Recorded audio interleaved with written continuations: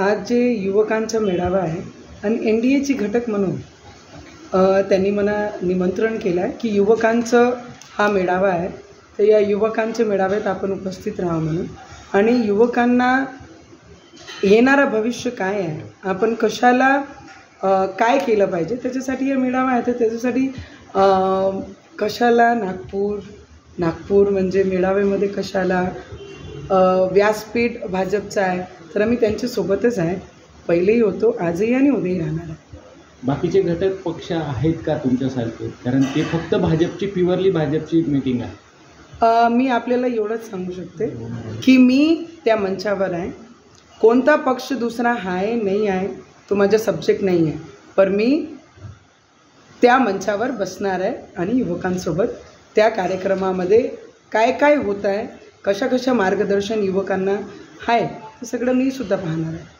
अभी काल अजित पवार अमरावतीच्या दौऱ्यावर होते आणि या दौऱ्यादरम्यान आनंदराव अडसूळांनी त्यांची जवळपास 20 मिनिट भेट झाली अमरावती लोकसभा मतदारसंघावर। अडसूळांचा देखील दावा आहे, कसं पाहता या भेटीमागे?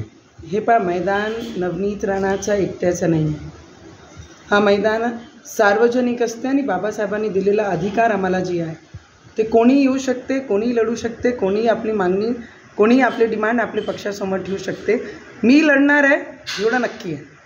अभी 2014च्या निवडणुकीमध्ये तुम्हाला स्वतः राष्ट्रवादीवर तुम्ही निवडणूक लढलात, 19मध्ये तुम्हाला पाठिंबा दिला राष्ट्रवादीने।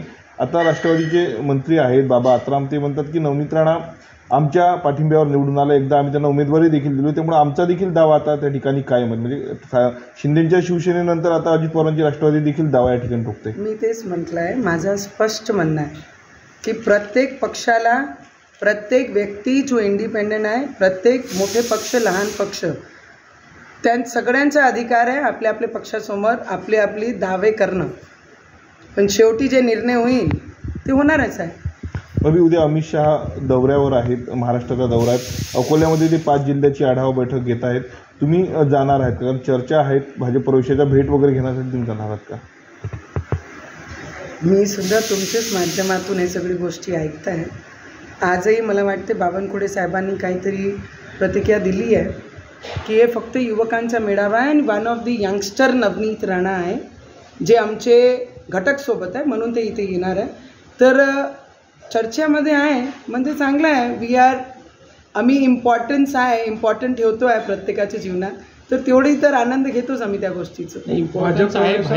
भाजप प्रवेशामुळे तुमच्या कार्यकर्त्यांमध्येही एक वेगळा उत्साह आहे, तुम्ही भाजपमध्ये प्रवेश करणार असल्याचं तुमचे काही कार्यकर्ते सुद्धा खाजगीत बोलून दाखवत आहेत। आमचे जेवढेही कार्यकर्ता आहे, आम्ही आमचे कार्यकर्त्यांसोबत बोलत असतो, आम्ही एक परिवार म्हणून आमचे कार्यकर्त्यांना घेऊन चालत असतो, त्यांच्यासोबत चर्चा करूनच प्रत्येक गोष्टी आम्ही पुढे जात असतो।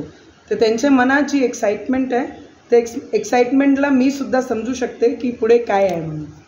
कधीपर्यंत ही एक्साइटमेंट क्लिअर होणार आहे? माझी एक्साइटमेंट प्रत्येक दिवशी मी काम करत असताना प्रत्येक दिवशी एक नवीन एक्साइटमेंट हो, मी घरातून बाहेर निघते आणि त्या एक्साइटमेंटसोबत मी काम करते।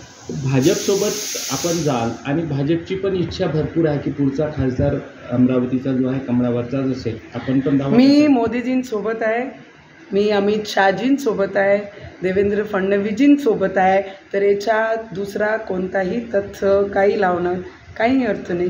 मी त्यांच्यासोबत होती आहे आणि राहणार। विधानसभेत रवीजी आहे आणि केंद्रामध्ये मी त्यांच्यासोबत आहे। नाही, नवनीत राणांना आणि आम्ही सर्व भाजपचे मित्र पक्षांना साधारण या संमेलनाला बोलवलं आहे।